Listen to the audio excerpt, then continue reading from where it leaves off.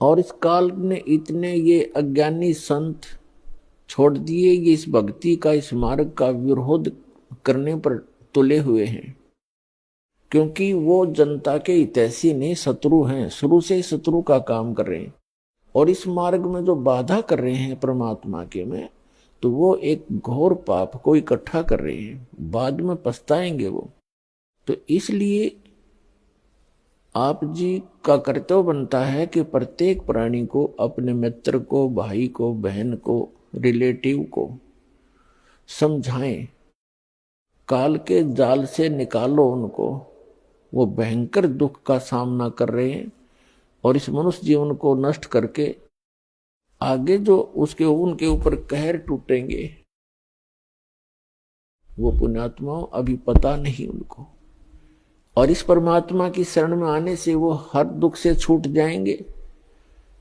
एक प्राणी को उस गलत साधना से हटाकर इस कबीर परमेश्वर के इस सत्य मार्ग से जोड़ने का इतना पुण्य है उस व्यक्ति को, जो उसको वहां से सुलझा समझा के भगवान के दरबार में ले आता है। इतना पुण्य होगा जैसे करोड़ गौओं को और हत्थे में कटते हुए बचा दी जाए, करोड़ गायों को कसाई से छुटवा दिया जाए जो काटने को तैयार है। इतना पुण्य होगा उस व्यक्ति को जो एक प्राणी को यहां लाकर जोड़ देगा, क्योंकि उस भोली आत्मा को ज्ञान नहीं, वो फंस गया उन नकलियों के और उनको पूर्ण संत मान करके उनके चिपका हुआ है।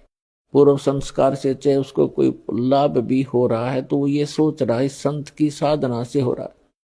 अब संत की साधना का तो इस दास के साधना से तुलना करके पता चलेगा वो ठीक है कि गलत।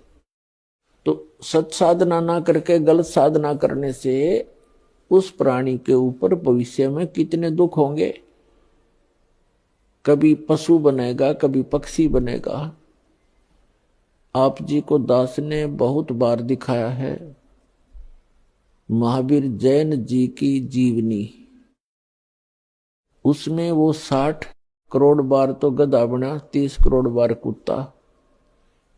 पशु योनि के भी इतने लगातार दुख भोगने पड़ते। एक कुत्ते के जीवन 30 करोड़, हाथी के जीवन 60 करोड़, गधे के जीवन 60 करोड़, और फिर जाकर के कभी कोई मानव शरीर प्राप्त होता है।